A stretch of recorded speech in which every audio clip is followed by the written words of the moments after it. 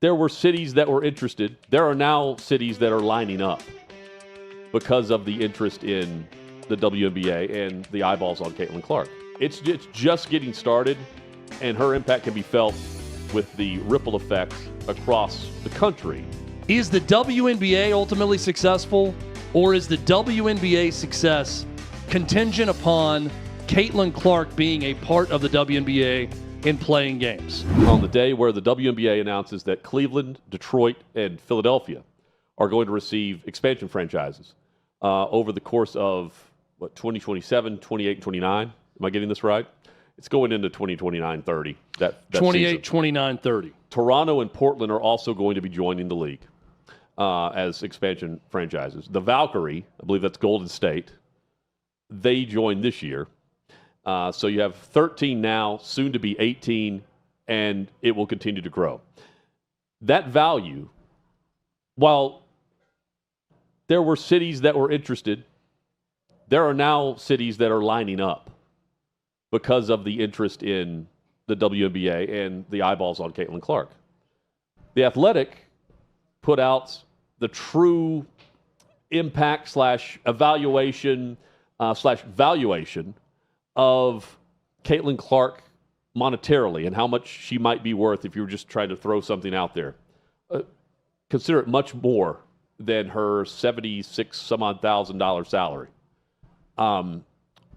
One expert says worth $1 billion to the WNBA.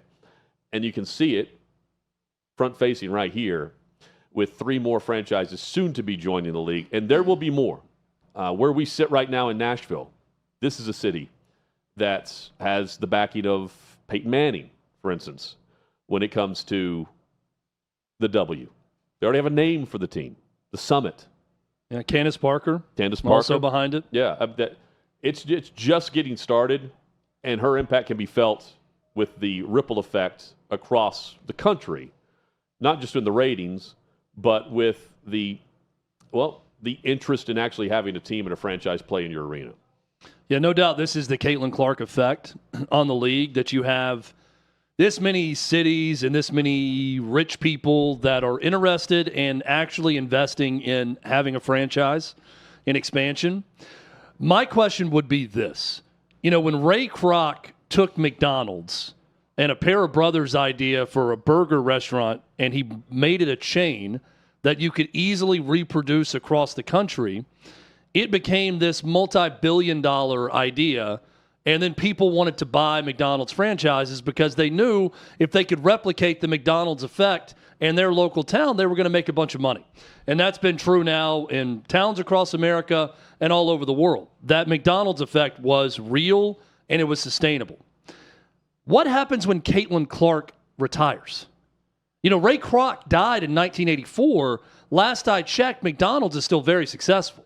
It was not Ray Kroc dependent that McDonald's be successful. They've continued to grill hamburgers across the world and make a lot of money doing it because they've recreated the McDonald's brand all over the place. Is the WNBA ultimately successful, or is the WNBA success contingent upon Caitlin Clark being a part of the WNBA in playing games? So I love that the sport is growing. I love that there's more opportunities now for young women everywhere because of Caitlin Clark. Again, this is the business mind coming out, and I'm asking, is it sustainable without Caitlin Clark?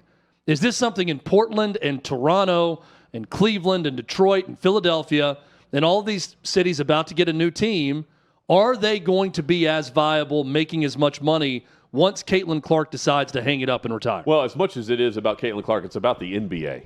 Because the NBA financially backs the WNBA. It's not just Caitlin Clark here. The NBA determines how much of the pie goes to the WNBA. They could make the W look like it was in the black and not the red for the last couple of years if they wanted to. But they decided not to give as much percentage of the piece of the pie. Then you have Caitlin Clark come in. They have their TV deal as a part of the NBA deal, and you have the NBA owns 50% of the WNBA. The 12 WNBA teams collectively own the other 50%. Right now, Chad, I was surprised by this. So in 2007, just off the top of my head, that's when the Nashville Predators were sold. Do you remember how much they were sold for? In 2007? 2007, NHL. I do not remember. $193 million. Gosh. All right? $193 million. Chump change today. Yes. According to Sportico, teams right now are collectively worth $3.5 billion, and on average, each franchise is worth $269 million. So the jump is right there in the detail of when Caitlin Clark came into the league and when she was still in college, or where we're still following Iowa and not Indiana. 2 years ago, 2024, the average franchise was worth less than $100 million. So it was worth half of what an NHL franchise sold for in 2007. And now it's well worth over, $100 million more. That's incredible. Therein lies the detail of her impact, even though the NBA is financing everything 50%. You know, they determine if they get $15 million if they get $20 million there, how much of the TV revenue are they getting? We know it's like a little over $2 billion. And according to financial experts, that's around the value of the league right now. And it's Caitlin Clark that's worth half that, according to one expert, $1 billion, at least $1 billion with a B. And I raised an eyebrow to that, and I'm thinking, well, I mean, if you just go back 2 years, you can see where that adds up. Yeah, and owners always love expansion because they immediately get that influx of cash for teams buying in, so they get to spread around that money for all the teams joining up. So I get why owners who have either lost money or just trying to break even on WNBA teams will love this. And a lot of times it's an NBA owner that's attached to it in a market, like Herb Simon with the Indiana Fever, owning the Pacers and the Fever. So they get an influx of cash. Again, I just don't – I'm reading an article here from Sports Pro, a business sports website, that is talking about how it's still going to be 20 years before these owners start to really make money. Because they've had to subsidize the league for so long, it's not going to be some big influx of cash. So unless they sell. For the markets, I mean, they're getting in at the right time. There's no doubt, right? All these new expansion teams and markets. And they're getting in at the right time. But is it going to be sustainable ultimately to have a team in Portland, Oregon for the next 40 years? So we could say the same thing about the Fever before they got Clark, right? The question is, and I'm asking the same question about the Fever when Clark retires in 10 years. Well, I mean, but are they going to be profitable 30 years from now? The idea would be you grow off of Michael Jordan.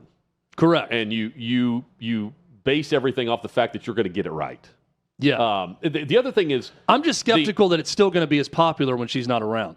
Look, I hope that she just passes the torch to someone else. I'm with you on that. I mean, right? That like Juju comes in, from USC, and then she's the next Caitlin Clark, and then someone else is the next Caitlin Clark, and then people care more about other stars in the league, and we get dynamo franchises that people care about. I'm just a little bit skeptical because, Hutton, we see what happens to WNBA ratings when she's not around. Well, so you want to buy in while she is around if you're an owner. Because I recall whenever we were dissecting this monstrous TV contract for the NBA, after, I believe, year three, it's either after year 2 or year 3 of this deal for the WNBA, they can go back to the table and ask for more than what they're getting. And this puts those teams that are now going to be joining the league in line with that. So they're going to be offering more inventory for television networks. They will be well within the new jump to the platforms of NBC and Amazon and what we're going to see from ESPN. And you're still within that sweet spot of Caitlin's playing in the WNBA, right? Then you're going to see more money come in. And therein lies maybe you have more at the door waiting to get into the league because they want to stop at 18. Especially when you have markets like Nashville or Louisville or just name a market that would be interested in having a team. So then you have more cash coming into the league. And 10 years from now, if you time it up right, Chad, it's a great investment if you have the money now because you can sell whenever she's out. But again, that's assuming she only has a 10-year career. Yeah, you'd have to really find a sucker that's going to buy when she's on her way out of the league at that point. You know, I mean, you're going to be more profitable now, and I'm thinking more long term. Like, you're right, you buy now, and then you sell 10, 12 years from now when she's on her way out, and you hope the valuation of the franchise is much higher, and then some sucker comes in and buys it, knowing that the good old days are over in the WNBA. I don't know. I'm trying to find a path to create more stars. I know. And more star power for the individual teams. They have to be better at that. And I'm just not seeing it right now. I'll use myself as an example. I was thinking yesterday, is there a Fever game on a network today? I actually sought out a Caitlin Clark game. If it was in the fourth quarter, I was going to watch it. Yesterday afternoon, I couldn't find one. I think she has like some type of soft tissue injury, too. I turned over to the Chicago Sky winning a game in an Angel Reese post-game interview. She had a very good game. She had 24 points and 15 rebounds in a game. So she looked better. You did flip over there, which is interesting. I did. I found one, and that's what I saw was the game ending. And then I watched the Rocket Mortgage Open in golf in Detroit instead of watching WNBA. That's what I landed on, Hutton. So now that Caitlin Clark has joined the league, you have markets that want teams. It is due in large part to her and in large part to the NBA and this massive TV contract that they have. You know, the 700, whatever it is, craziness that it's going to be allocated over the next 11 years, I believe. That's, 50% of that. The WNBA gets 9% of that, of league revenue. If you could create a system where somehow fans of the NBA, first off, get more fans of the NBA. Make sure you attach to that younger demographic, but bring back more people that were fans of the NBA that aren't anymore. Bring them back and somehow attach NBA into NBA playoffs, into the finals, into the NBA draft, boom, into the WNBA season. And you pair it up with, okay, now I'm watching this team in the WNBA. If you can change minds to reprogram themselves to watch sports that way, if you're a basketball fan and this basketball lull that we have, then you've got something ultimately with the WNBA. I'm just a cynic, and I'm skeptical about what the league is without Caitlin Clark 15 years from now. Okay, so what we're she may still be playing here, 15 years from now, but whenever she decides to hang it up. The most recent expansion teams, Golden State and then Toronto and Portland. Golden State and Toronto each paid $50 million for their expansion fee. Portland paid $75 million. I mentioned that to say these new teams, according to just a quick search, they're paying $250 million to get in. That's another steep climb, right? So, and this is from 2024, whenever they were announcing the TV deal. This is from the, just briefly, let me get this right. This is from Sports Pro. They were dissecting the money here. WNBA is enjoying surge in popularity, posting record attendances, viewership this season. NBA owners reportedly want more transparency from Adam Silver about return on investment. NBA owners, one team exec says, quote, "We are not even getting any money from WNBA expansion fees." Well, now they are. And a lot of the owners, Chad, are owners of NBA teams. So far, so the three that are announced today are all NBA owners. It's Dan Gilbert's group, Rock Entertainment Group in Cleveland that will own the team. In Detroit, it's Tom Gores and his wife Holly, who own the Detroit Pistons, who've got another scandal on their hands with some sports betting. And then in Philadelphia, it's Josh Harris's group, Harris Blitzer Sports and Entertainment, that will own the new Philadelphia team. So, I mean, it's odd that they're pumping money into the league that then goes to the other teams they're also... They're going to sell when they renegotiate that TV contract. They're kind of patting their own back. 3 years. Right? Yeah. So... I guess I'm not surprised that Nashville didn't get a team, considering they have no NBA affiliation. An NBA team here. I mean, the only option would be to go to Memphis if that's the maybe case. Maybe the NHL can subsidize the WNBA in Nashville. Well, they can help pay the checks. This is a pat on the back saying thank you for voting some things through here, even though you weren't getting a return on investment in recent years. Now you are. Everyone all aboard. Yeah. And also, the NFL's recently, within the last 5 years, they tweaked a rule where you could not own another pro sports franchise in your market. They tweaked that to where you can. Because a lot of the NFL owners, like Stan Kroenke of the St. Louis, at the time the Rams, now they're in L.A., he also owned something else in Los Angeles. I think it was the soccer team. And people were trying to parse different. They changed that. Yeah. So they doesn't have to go like the Galaxy or whoever else he owned. I can't remember who. Same thing for whatever was going on in Denver. Nonetheless, you mentioned Harris. It made me think of course, Josh Harris owns them all, including the Commanders now. Hutton, do you know that the state of Tennessee, after Oklahoma City just won, is now the only state with a major pro sports franchise in it that has never won a championship? Just one? The qualifier's only one? Yes. One of the four? Now, I immediately thought Utah, but they've won ABA championships, which I guess they count. But they've not won an NBA championship. And the new Utah hockey team has not won a Stanley Cup. Yeah, because all the other smaller markets would be like Jacksonville. I'm trying to There's a good trivia question for you, though. That is a great one, man. The state of Tennessee has never won a pro sports championship with their major sports teams. It's now the only state. Oklahoma City was the one. Grizzlies, Predators, Titans. Nada. Soon to be some expansion franchise for them. Yeah, way to go, Tennessee. Way to go. Yeah, here we are. Maybe this WNBA franchise that they're going to get in 2035 can win a WNBA championship. That's going to be a song by Morgan Wallen soon. Maybe Nashville SC can win one of the 4 championships they award in MLS. I'm just now learning about all the different trophies you can win in MLS. There's the mid-season cups. There's postseason awards. They play all the time, man. Early season tournaments. Do they have a break? I was listening to somebody try to explain which one is more important. Like winning the MLS or winning the MLS Cup or the U.S. It was some cup in it. I'm sure Colin can explain all of it. But I'm thinking to myself, if you have to explain that your championship is not the most important thing, or you're working your way into an argument about that, that's a very odd position to take. I know that someone has told me at least 5 times over the last 12 months, man, there's a massive soccer match tonight.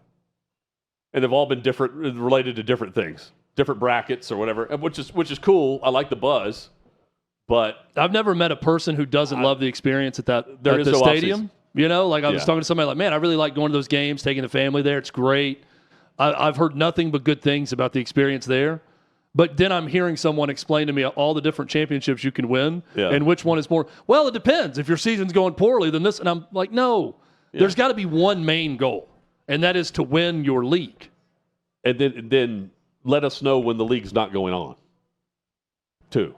Then tell us what else is going on. When is the season? Yeah, and what's going on in the middle of the season that is more important than the season. Do you think an NBA team is going to abandon all hopes of ever winning a title and just decide, the NBA Cup is what we're playing for, that mid-season tournament? They kind of made that's all we're going to gear our whole year around winning that mid-season cup. This is the soccer argument that I'm hearing. It makes no sense.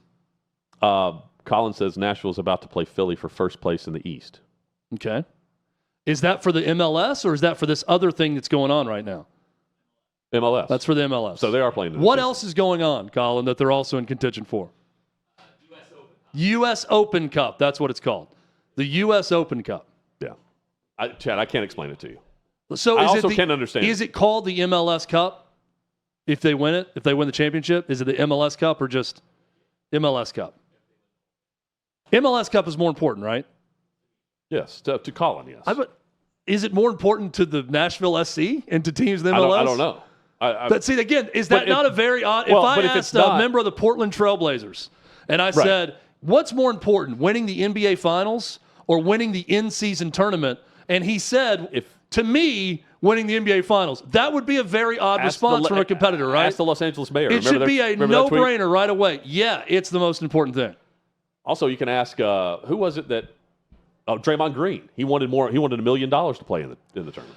I've got an Eastbound and Down clip for everyone with soccer that explains this whole mentality as to why it hasn't quite taken off yet in the States. And this is an example to me that you have to at least say this is the biggest championship. It's got to. Well, we have to understand it. I know the World Cup is huge, and if you play for your country, the World then you have Cup is CONCACAF bigger and all this other stuff. than an Olympic gold medal. Like, I get, like, that's the biggest thing in soccer. If you play in the MLS, I do not understand how everyone just can't universally say, this is the biggest thing going. I'm raising my hand and saying, I just want to know, when is your off season? There's no such thing. I just want to know that. That way There's no off season in soccer, Hut. I guess not. There's no off season in WNBA either. They're going to play year round. That's how they're going to make their money back. There is an off season. They're going to barnstorm for the NFL, although sometimes it doesn't feel that way. Aaron Rodgers makes sure he gets his in, but he's back. He says for one more year. I say, don't hold your breath on that, because it depends on how the year ends. Let's say he gets to the playoffs and he gets hurt, and then he's very close to a Super Bowl, but he had a great year, but he'll run it back. He'll run it back. But the Steelers are all in on 2025. And I think the Steelers they've already been a part of this club since signing Aaron Rodgers, making that official. But they put a stamp on the fact that they are a part of the 2025 NFL All-In Club. And that's a very exclusive group. I think you can count on two hands the number of teams that I think are just all in to win a Lombardi trophy right now. Pittsburgh has said, hell yes, we're in. Trading for Jalen Ramsey. Now, they trade away Mika Fitzpatrick, but they get Jonnu Smith, and they're mixing things up with a cornerback who can play inside, outside, can move to safety if he needs to. I'm not sure why you trade the younger player in Fitzpatrick for Ramsey and then pick up the salary that they did. But that's a bold move and a statement that says, we're here, and we are not only going to force you to stop our quarterback, we're out to stop yours in the AFC North. Here are my Super Bowl or bust teams, Chad. You tell me if who comes to mind that I'm leaving off. So I've got the Chiefs and Eagles, Bengals, Ravens, Steelers, Vikings, Bills, Packers, Lions, and Commanders. I don't know if there's another team that goes into that group. Now, it's crazy to think about the Commanders being on that list. I think they're in it. They're definitely in it. I don't know. I don't consider them a Super Bowl or bust team. I still almost consider them ahead of schedule. But, yeah, they're a contender, no doubt. So, should be on this list, but there's just no buzz to me about them. Hard to get a read on exactly what they're doing. The Texans, the Rams, the Chargers, and the Cowboys. Those are the four. And then teams that are starting to act like it, Seattle, with what they've just done. They just pulled the ripcord on DK Metcalf, but also got a new quarterback in Sam Darnold. It's really a one-year contract if you look at the details of it. The Raiders and Broncos and the Bucks. Those are the four that I think are just right there on the line. But, again, my all-in club, boom or bust, Chiefs, Eagles, Bengals, Ravens, Steelers, Vikings, Bills, Packers, Lions, Commanders. And the Steelers, they'd already be in this group by signing Rodgers, but now I think it's solidified by just what they've done in this end of June trade that shocked everyone, quite frankly. Ramsey wanted out. The Dolphins wanted to get him out so they didn't have to pay him. They found a way to do that. And Pittsburgh trades away one of their top players on defense, albeit, I'm sure there are negative things that are now float to the surface from those that won't put their name behind quotes now. But, Mika Fitzpatrick, great player. And Jalen Ramsey, good for a year. Buckle up. Can they keep it together? Can Tomlin keep it together? He's done it before with exceptional talent that were crazies in the locker room. If he does what he's always done, and that's make the playoffs, this team is Super Bowl or bust. With your list of Super Bowl or bust, I just went through and I ordered it in order of urgency. Sure. To get the Super Bowl. I'm going Bills, Ravens tied for first. Okay. With urgency because of where they've been, their playoff successes or lack thereof, but how good they are just from an infrastructure standpoint and at quarterback. I think Steelers and Lions are right there. And I put the Steelers in that mix simply because they got the quarterback for a year. He's all but said he's got 1 year left, so it is a one-and-done scenario. The Lions aren't there yet with Jared Goff, but the Lions are the team that it's not going to last forever, whatever window they're in right now. And then the Chiefs have won a number of them, so I don't have them, but they're kind of in the same boat. They're about to turn over their dynasty they've had will have to shift gears into another level of the dynasty with Patrick Mahomes at quarterback, much like it did 3 different times with Tom Brady. And the Patriots, if he's going to catch Brady. Eagles, they just won. Eagles just won, so I don't put their urgency level as high. So where do you have the Bengals? They've been missing out. To me, that's one that you could argue they're right there with Bills and Ravens. Yeah. And I could argue that they're behind everyone because they're really not that close. See, I think they have a quarterback who acts like it. I'm not sure if the organization up top has been acting like it. No. And that's the difference. That's why I like Bills and Ravens for you and keeping the Bengals on that next tier. But this is an exclamation point to what was already a definitive statement that the Steelers are here. They're not just trying to make the playoffs. They've been doing that. They've been doing that with, Mason Rudolph.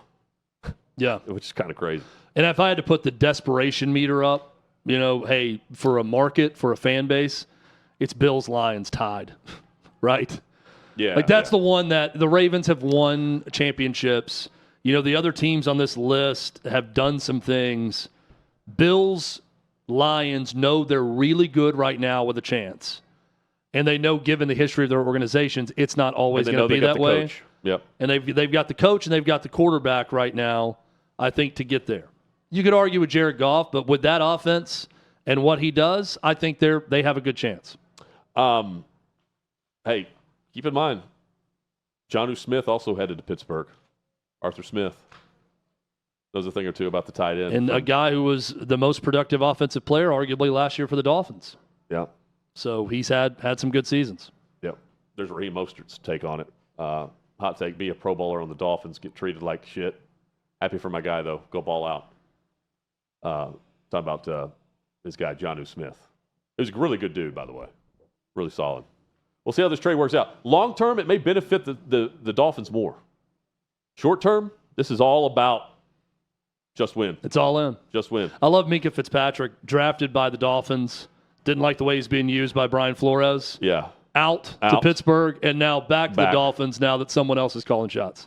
With no issues that we know of now because it's new people in charge. If you're enjoying the show, make sure you head over to YouTube and check out the OutKick channel there. We hope you'll like, comment, and subscribe to the channel. You can check out all the clips, highlights, and more. Stay tuned. More coming, including a discussion on, the nuts and bolts, the ball, the football, college football specifically. That's next.